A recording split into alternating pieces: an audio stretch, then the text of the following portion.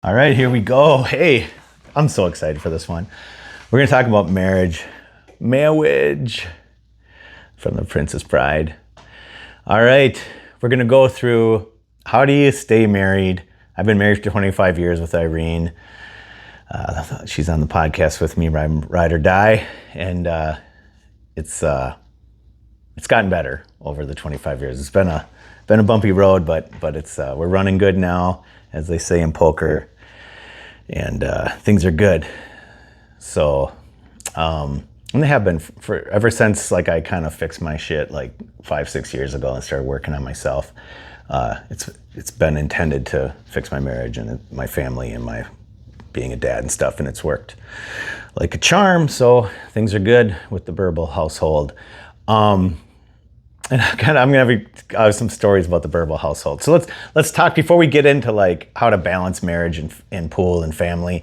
Let's talk about a 20-ish, 21-year-old that was about a 620.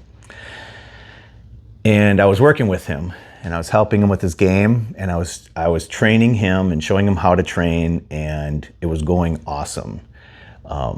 It was going great. He was learning.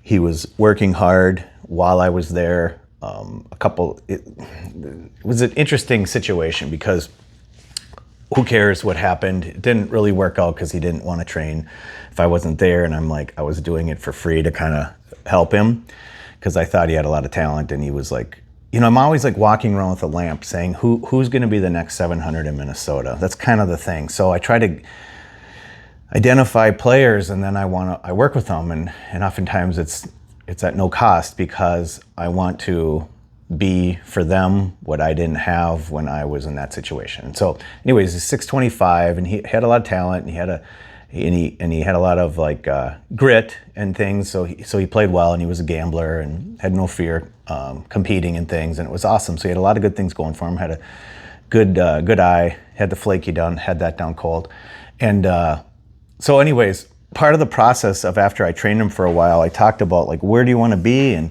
what do you want to do? And I said, I think we can get you to 700. It's going to be some hard work and you're going to have to put in a lot of time, but I think I can get you to 700.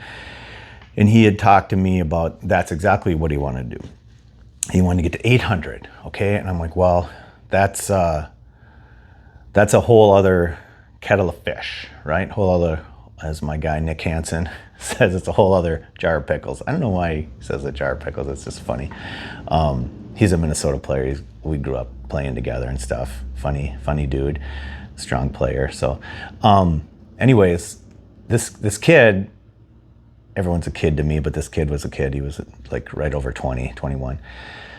He knew me, knew my family, everything like that. He was been around the house. I said, let's just have you over one more time. I'll have you over for dinner, and we'll talk to this 700, 800 situation. And I'll just tell a funny story. I had him to the house here, and first, okay, my house is decent.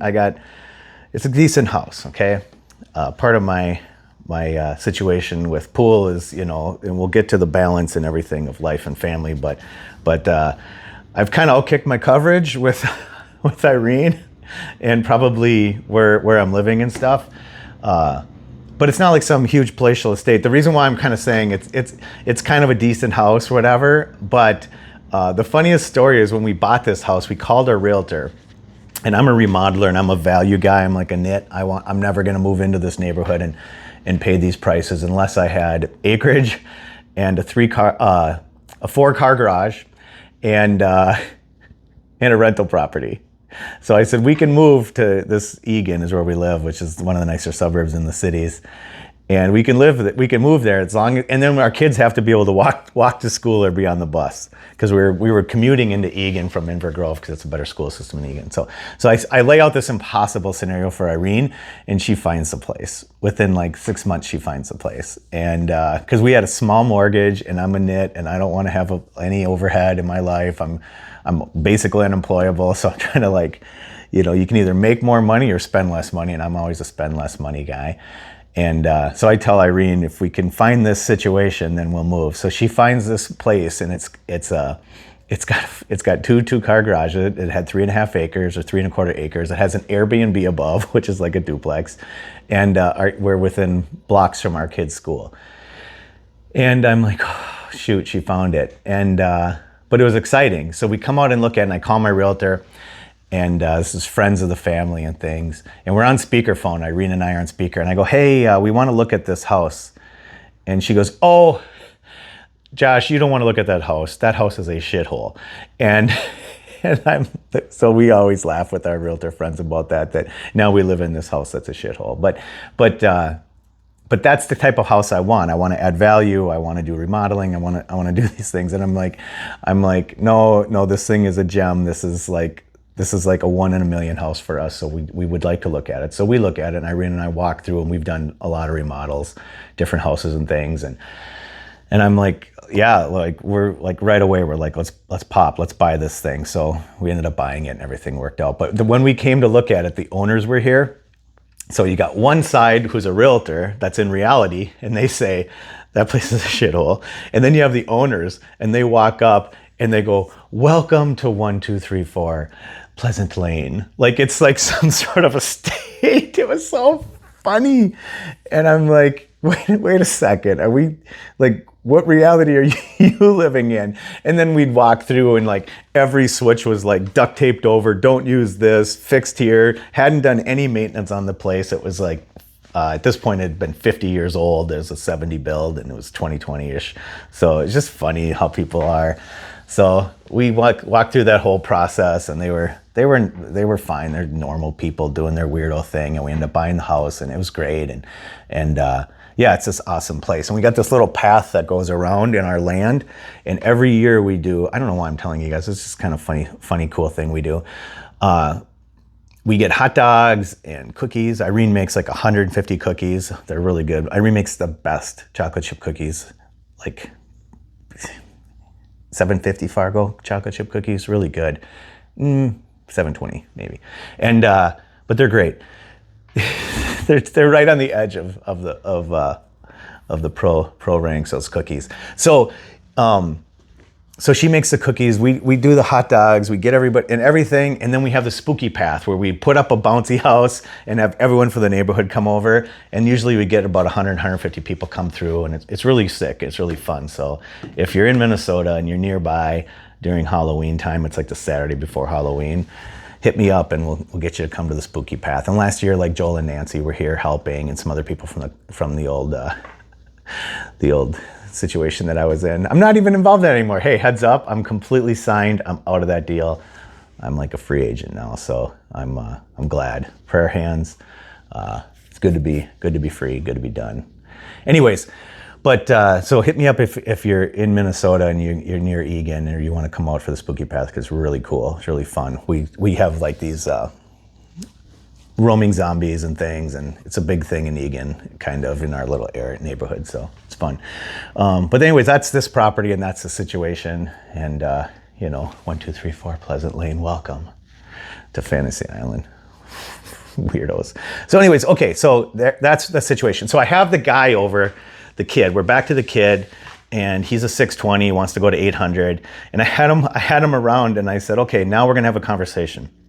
And I said, you see that dog there? That's 5 Fargo points. See that other dog? That's another 5 Fargo points. You see that those 4-car garages right there? That's probably 10 Fargo points. You see this thing here, this whole house, everything? It's probably 40 or 50 Fargo points. And I just walked through and I said, you see that kid running around? That's 30 Fargo points. I got 3 of them. Whatever. I'm exaggerating, but I'm just trying to make a point to the guy.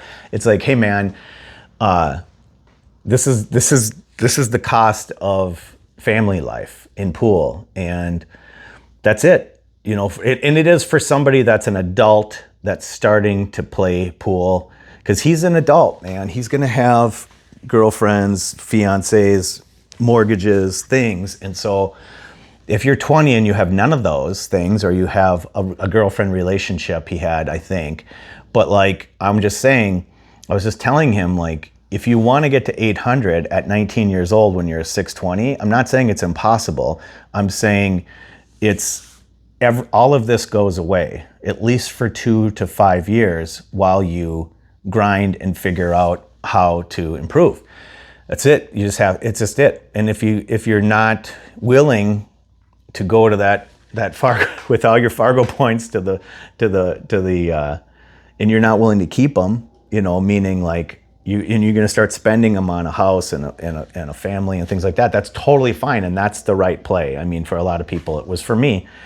For me, it was totally the right play. I started under 700 when I've written in this in the comments, but I feel like I got to about, I'll just give a quick thing because it was in the comments and you probably haven't read them. But so people ask me, well, when did you hit 700? And it's like, well, I started when I was 13. By the time I was 15, I was running 3 racks, multiple times during sessions. Like I remember there's this guy, Charlie Bridgman, I played. I will name names because Charlie Bridgman is awesome. He was such an awesome dude. I was like 15 years old. My parents would drop me off at this place. You had to be 18 to get in, but they let me in because I was a nice kid, respectable, played hard. And the counterman set me up with Charlie and said, okay, Charlie wants to gamble with you at $5 a game. And I'm like, sweet. And he goes, it's a good match for you. You'll have a good time with him. You'll do fine. Because he kind of watched me play a little bit and he knew Charlie's game. So Charlie's like, okay, let's play. Because he wanted the action. He wanted to play me, knew that I was a decent player. So I would play 5 a game. And the first session, I ran multiple racks multiple times, 3s, 2s, multiple times. This is a 9-foot big pocket Brunswick table, but it was 9-ball.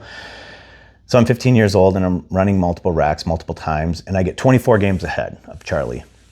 Pays me $120. I'm like, that was cool. And I'm like, when do you want to play again? Because he was the nicest guy in the world too. Charlie is the nicest guy in the world. And he was like a railroad guy, so he'd come in and go away and come in and go away, and I would just kind of be waiting for the phone call when Charlie came back because I wanted to play him. So then we'd play it again, and he goes, okay, I'll play you again. I'm never going to quit you for 5 a game. I'll play you forever. Okay, that's what he said. I'll never quit you for 5 a game. I'm going to play you again. So another week or two goes by, same exact result. Multiple racks, multiple times in a session. I'd come out 24 games ahead, pays me another $120. And this is over probably a 4 or 5 hour session. And we didn't play for 10 hours. And it was kind of like a gong show. And so this is just kind of establishing or saying like, I'm trying to get to a point, like what did I play? Like they didn't have Fargo back then. I'm assuming that's probably like mid to high 600s play. So then we go again, and I'm trying, this is a funny story about Charlie too. Charlie tells me, Josh, he goes, I love playing you.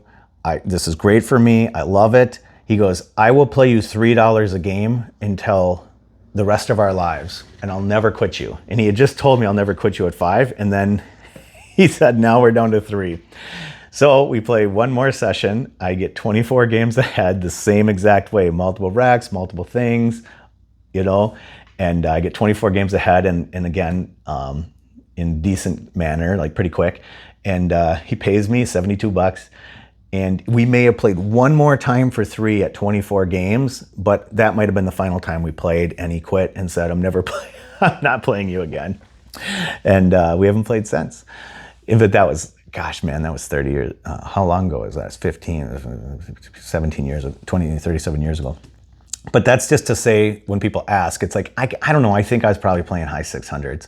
And then there was a Minnesota tournament, there was this, MPBA, Minnesota Pool Billiard Association, and they had 9-foot, 9-ball tournaments with no handicap. And all of the top players would play every week, every month, however often they had them. And I would play in them, and I'd kind of poke around in them. And then I took a lesson from Mark Foss, who I kind of mentioned before. He's a great player. I think he was trained from Sailor, who makes Sailor cues, and he was in Wisconsin. He came over to Minnesota for a few months, and he kind of robbed everybody, and he played great, and he was over 700, and he played pro level.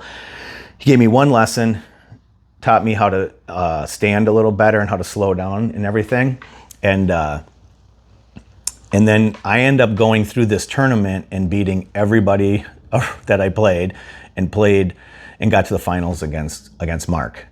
So he gave me a lesson, and then we played in the finals like a week or so later, and my game just jumped through the roof for some reason. I don't know. He must have told me something, or something clicked with me, or he got me focused, or, because he was telling me just do this thing with my stance. So then I would just get in my stance, and then I pocketed balls really well. I remember my lesson with Foss. he was having me shoot balls and he kept laughing. He was like near tears laughing. And I'm like, what is so funny? And he's like, I cannot believe how you pocket the balls. This is insane. Because I would just shoot and make a ball and shoot and make a ball. So anyways, I think that with all that information, getting in the finals of that tournament against Mark and beating, guys that were over 700 or right around high 600s at the time, to get into the finals and going through a big tournament like that at 15 years old, I feel like, yeah, I was probably in the high 600s. Well, then I quit and came back and quit from like 18 or 19 through college, and then decided I'm done with pool. I want to have a family. I want to be like a normal person, civilian, and this ain't working. And I didn't think I was any good at pool. So I'm like, yeah, I'm not really good at pool or anything special. I just play. So I'm like, okay, I'm not a professional. I'm not anything near a professional. So I'm just like, okay, I'm done. So then I quit, and then I came back as an adult after I opened a pool room in college. It won awards. It did all these things. It was a really cool pool room. I sold that. But in that process of owning that, opening it, and then selling it and getting married at that same time, I started playing pool again. I started teaching kids at the pool room, had a cue in my hand. Just started playing some more and ended up in tournaments and kind of like didn't know what else to do, so just played pool.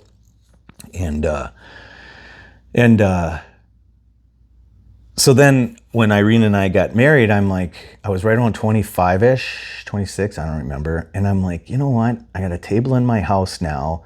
I want to try to play 700, over 700. Like, there wasn't even Fargo at that time, because this was, again, over 25 years ago, or around 25 years ago. And I just determined I want to play 700 plus. And so I just went down that path, and it took me, I don't know, I played amateur pool in leagues for a decade and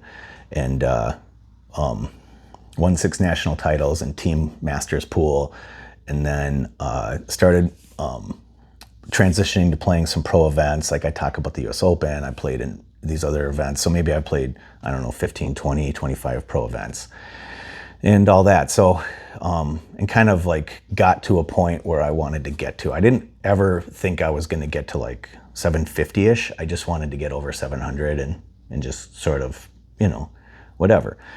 So that's where I ended up. And then along the way, it's been super bumpy, and we'll talk about marriage and how bumpy, not how bumpy it was. I don't relive all that for you guys, but I'm just saying it was not easy to be married and to try to get over 700. Now, it was easier because I was gifted and I played as a young person, and I got close to 700 as a young person. So,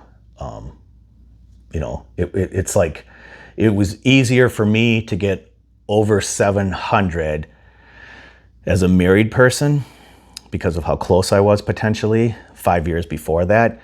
And it wasn't like 20 years later or 25 years later. It was probably easier I don't know. That's a tricky one. It was like, would it be easier for me to do that than that 20-year-old kid that didn't have any family, any responsibility, anything? Because I would say it was very excruciatingly difficult in a lot of ways to develop the game I developed through being married and having kids and the financial responsibilities of all this and things, versus if I was 20 and just needed to go up 70 points or 80 points. It's interesting, So anyways, who knows? I mean, that's a debatable issue, right? So anyways, I was kind of giving you some preamble to this whole thing. And so what is the key, or what were my keys? Because what I said was, when I started playing pool and we didn't have kids for 7 years, it was a major problem because my wife, her love language is time, right? And mine is other things. It's not time. It's probably affection or words of affirmation or acts of service or something, but she is really into time. And so it's always been a tension point for us because this takes a lot of time. And especially if you want to play at a super high level, you need to be putting in a lot of hours, and there's travel for tournaments. I've traveled a lot to play pool, both as an amateur and then in some professional events. I've traveled a lot. There's a cost associated with it. There's time for training. This is a lot of time to improve at this game. So that caused a lot of tension for us. And then as we started to grow our family, well, then there was way more time pressure for now. Kids took time, and there was way more money pressure, right? Like now we really have to be paying attention to, how we survive in this world financially. So, and there's always like some conflict and some conflict with time and money, and that's it. Just time and money and time and money and time and money. That's all. Just time and money conflict, and for a couple decades, honestly. And then finally, as our kids got a little, so I fought through the time and money conflict, and I got over 700, and I played all these events through that time and money conflict, and it was very hard, but I just kept doing it. So then about 5 or 6 years ago, I finally kind of hit bottom and realized, all right, I have to fix this. I can't do this anymore. Part of me was like, I want to play 750, and I've been trying for decades, and I can't do it, right? And so the problem was I was like a 715-ish, and I was like, well, that's trash. It sucks. It's worthless, right? That's a worthless thing. I failed. And I just kept thinking, I'm a failure. So basically what I had to do was I hit bottom, and then I realized, okay, let's fix this. Let's become a better husband and a better father before it's too late, right? Because at this time, my oldest is 19. My oldest was probably 12 or 13. And then my middle kid is 17, so they were probably 10. And then my youngest kid, Ami, was probably 6 or 7. So it's like, everything's kind of close to tearing apart in some ways. And I kind of realized this. And I realized that I have to take responsibility to fix this. It's up to me. I can't lay this on Irene. I can't lay this on my kids. I have to take responsibility, and I have to fix this. So the first thing I did to balance pool with marriage and family was take complete responsibility for the whole situation and say, if this is ever going to work, it is completely 100% on me. Okay, now we're a team. Irene and I are a team, and she does her part and I do my part, and we help each other and we love each other. But ultimately with pool, it was such a difficult thing to do because it took so much time and it kept me away from earning money and things like that. And it just was difficult to balance, right? So the way I'd say it, I'm sorry, I don't mean to be so like pausing right now, but the way I'd say it is like, people are like, well, did Irene support you? Or does Irene support your pool? And I would say she's tolerant of it. That's what I would say, tolerant, okay? So that doesn't make her bad. That doesn't make me a victim. That doesn't make anything. It's just and it's reasonable that she feels that way. It's totally reasonable that she feels that way. And tolerating is much better than not tolerating.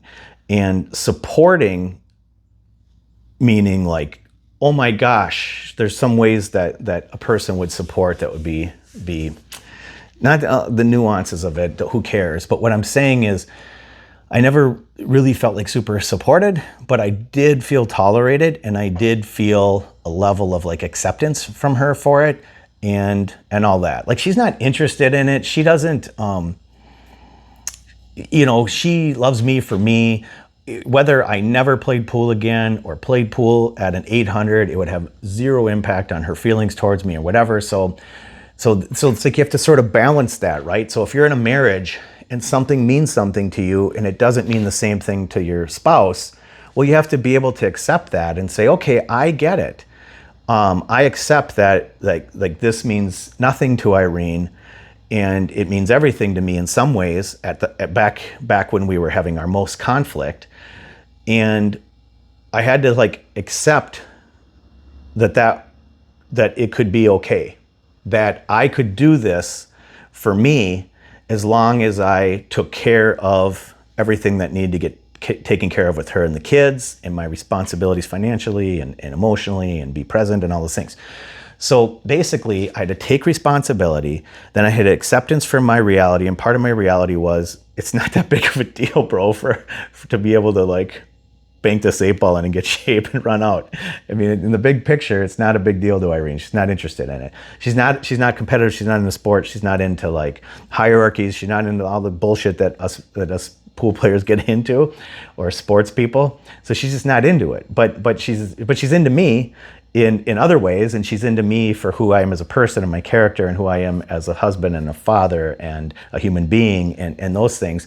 And you can't that's awesome. And so I have gratitude for that, and I have acceptance for this game in her position with the game and all those things. So it's like, it took me a couple decades to get this sorted out, but once I sorted it out, I hit bottom and realized it's up to me to change. I have to take responsibility. I have to have acceptance, and I have to have gratitude for my relationship with my wife, and gratitude for my kids. The same thing with my kids. I had to take responsibility to be present for my kids, to be available for them, and then I'd accept the reality that they don't really give a shit about this either, and it's fine, because this is kind of my thing, and it's just my hobby thing, and it's a passionate thing for me, but it's not. It doesn't. When it stopped defining who I was, then I just was like, it doesn't matter if my kids care about me playing pool or not playing pool. They're more into our relationship and what we do together, and other things. It's like this is not something that they're into, and it's totally fine. But I'm still take responsibility to take care of my kids. As Chris Rock says, I take care of my kids. And then there's a line that he says, you're supposed to, you dumb mother effer. So it's like, I take care of my kids, and yes, I know I'm supposed to, dumb mother effers, me being the dumb mother effer in this instance. So I do, and so it's great. And then I have gratitude for my kids. I'm thankful for my kids. I'm able to stop thinking about myself in this game and think about them and what they're doing. And I don't have to push this game on them. They don't have to learn this game. I'm like, for some reason, Ami started liking the game, and then for some reason he stopped liking the game. And Ari's never been into the game, and Dean, our oldest, is not into the game. So it's totally fine.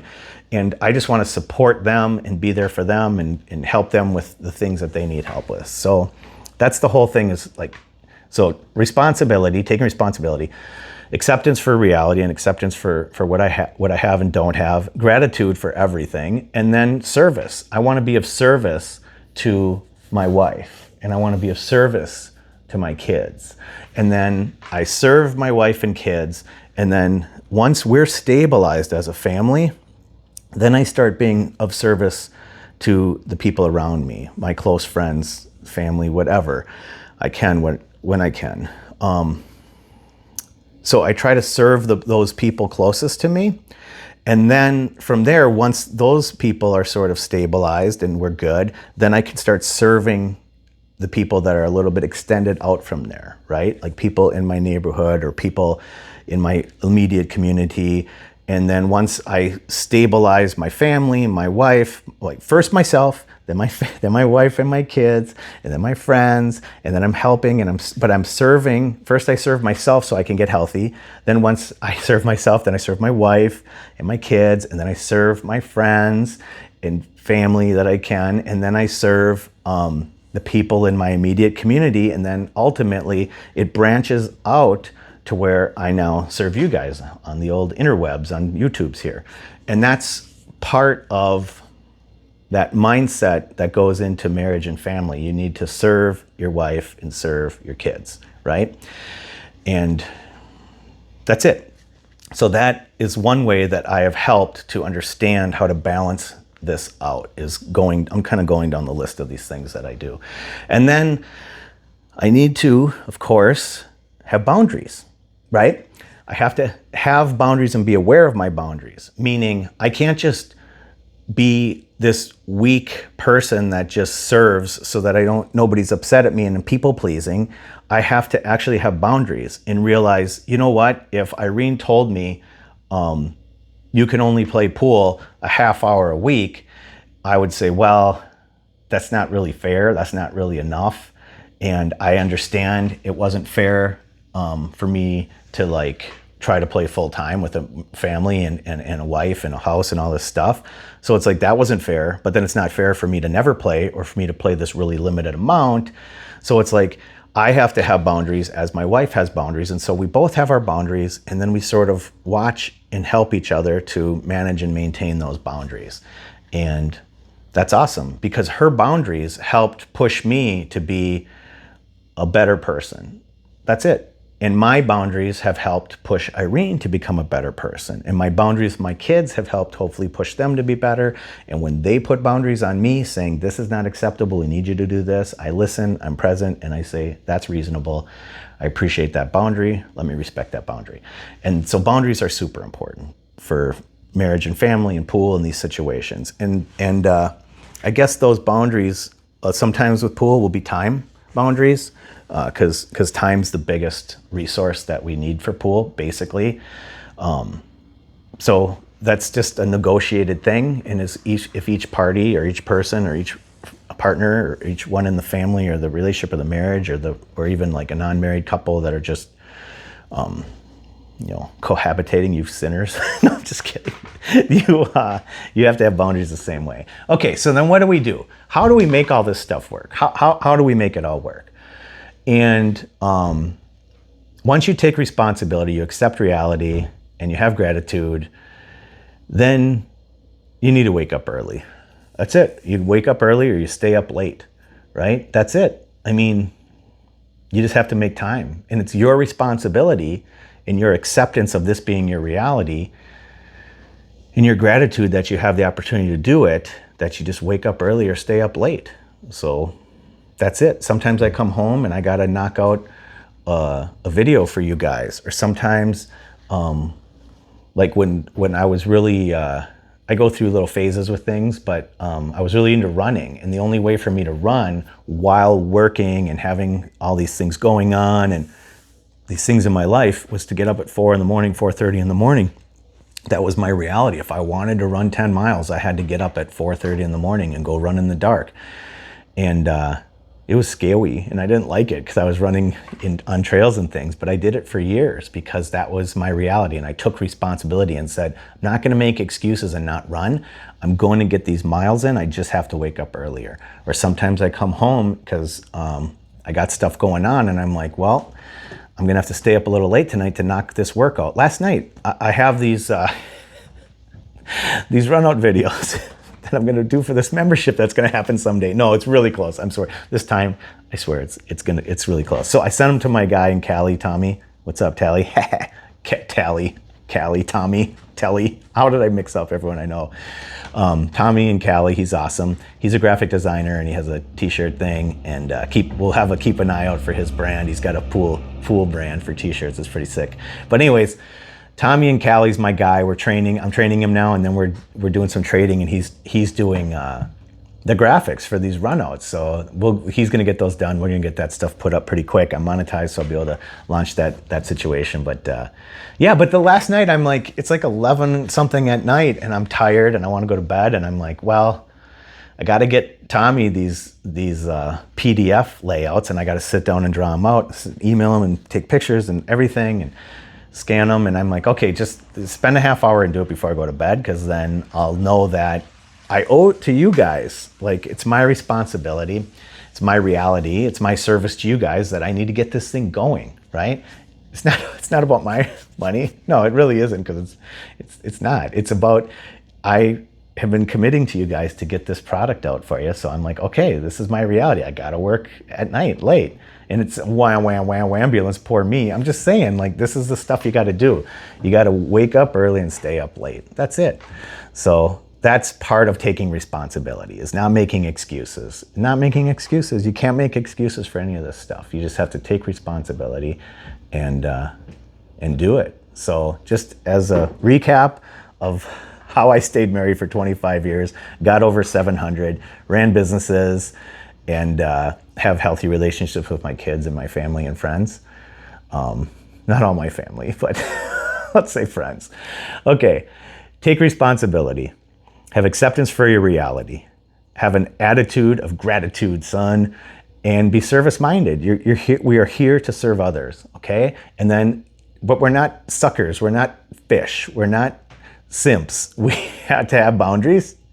And then to make all this stuff work, like someone sent me a message, Tommy, my guy Tommy in Cali, he said, how do you do all this stuff, man? You're a beast. And I'm like, I wake up early and I stay up late sometimes, either or.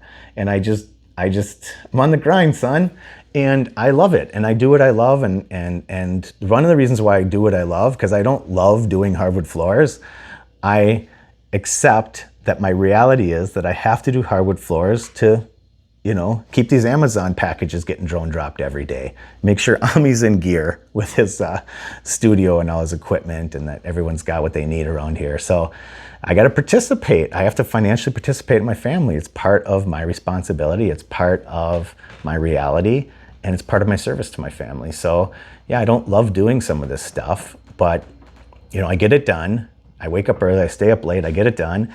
And then it's like one of my favorite lines in Gladiator is when my brother's imitation, he says, what is your name? And my brother goes like this, Gladiator. That's one of my favorite lines. But besides that line and my brother doing that imitation, one of my favorite lines is, he says, his assistant, like his guy that's helping the general guy, he goes, Russell Crowe's helper, he says, most of the time I do what I have to, and sometimes I do what I want to.